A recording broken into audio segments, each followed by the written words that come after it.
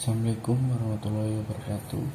Saya Ahmad Farel Firdaus dari Prodi.TI mau menyampaikan tentang pengantar jarak 42.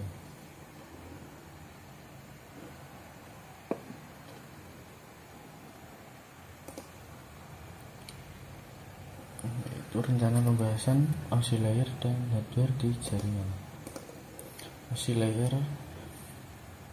model OSI atau Open System Interconnection diciptakan oleh International Organization for Standardization atau ISO yang menyediakan kerangka logika terstruktur bagaimana proses komunikasi data berinteraksi melalui jaringan. Dahulu komunikasi data yang melibatkan komputer-komputer dari vendor yang berbeda-beda. Lalu masing-masing vendor menggunakan protokol dan format data yang berbeda-beda. Dan sehingga ISO membuat suatu arsitektur komunikasi yang dikenal sebagai model OSI yang mendefinisikan standar untuk menghubungkan komputer-komputer dari vendor yang berbeda.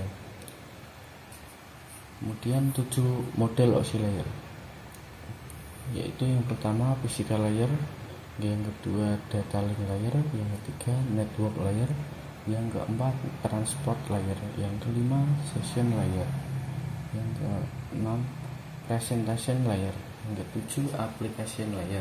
Lanjut, fungsi OSI layer, yaitu ada physical, menentukan tegangan, kecepatan, besaran fisik, dan mengalirkan bit-bit antar device. Itu ada lagi data link, menyediakan akses ke media menggunakan MAC address dan melakukan error detection. Kemudian network, menyediakan logical addressing dan menentukan rute menuju tujuan. Kemudian transport menyediakan reliable atau unreliable delivery dan mengecek error connection sebelum transmisi data.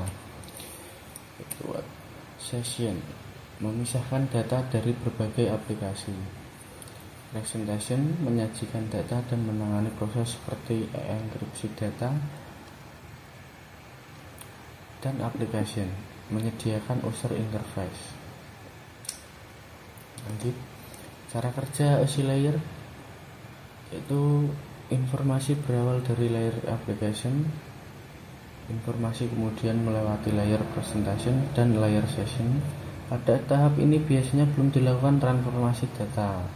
Informasi yang melalui ketiga layer ini disebut PDU atau protokol data unit atau data saja.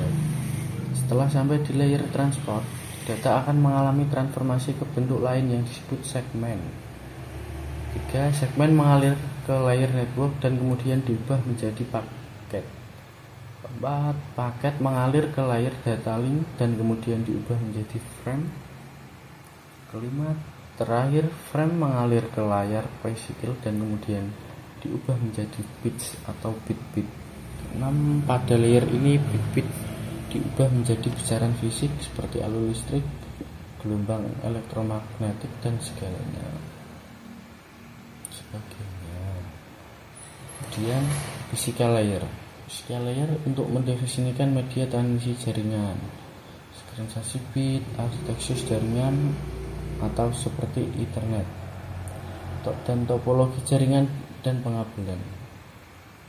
Selain itu, level ini juga mendefinisikan bagaimana network interface card NIC dapat berinteraksi dengan media kabel atau radio.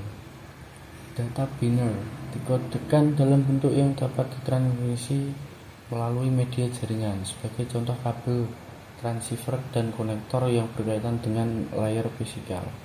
Peralatan seperti repeater, hub, dan network card berada pada layer ini. Lanjut, data link layer untuk menentukan bagaimana bit-bit data dikelompokkan menjadi format yang disebut sebagai frame. Selain itu, pada level ini terjadi koreksi kesalahan, flow control, pengalamatan perangkat keras, seperti halnya media access control address atau MAC address, dan menentukan bagaimana perangkat-perangkat jaringan seperti hub, break, repeater, dan switch layer 2 beroperasi. Cara mengecek MAC address Windows seperti di sini, get MAC _voutable _v dari cmd. Kemudian network layer untuk mendefinisikan alamat-alamat IP dan menyediakan fungsi routing sehingga paket dapat dikirim keluar dari segmen network lokal ke suatu tujuan yang berada pada suatu network lain. Contoh protokol yang digunakan seperti IPv4 dan IPv6.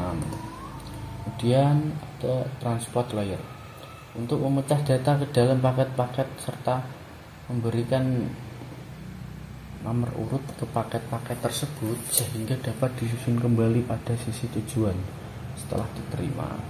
Selain itu, pada level ini juga membuat sebuah tanda bahwa paket diterima dengan sukses atau acknowledgement dan mentransmisikan ulang terhadap paket-paket yang hilang di tengah jalan. Layar transport data menggunakan protokol seperti UDP dan TCP. Layar ini menyediakan transfer yang reliable dan transparan. Antara kedua titik terakhir layar ini juga menyediakan multiplexing, kendali aliran, dan pemeriksaan error serta memperbaikinya. Kemudian ada session layer untuk mendefinisikan bagaimana koneksi dapat dimulai, dipelihara, atau diakhiri. Beberapa protokol pada layer ini. Satu, NetBIOS, suatu session interface dan protokol dikembangkan oleh IBM yang menyediakan layanan ke layer presentation dan layer aplikasi. Kedua, NetBIOS atau NetBIOS Extended User Interface, itu suatu pengembangan dari NetBIOS yang digunakan pada produk Microsoft Networking seperti Windows NT dan LAN Manager. 3. ADSP, juga Apple Tag Data Stream Protocol. 4.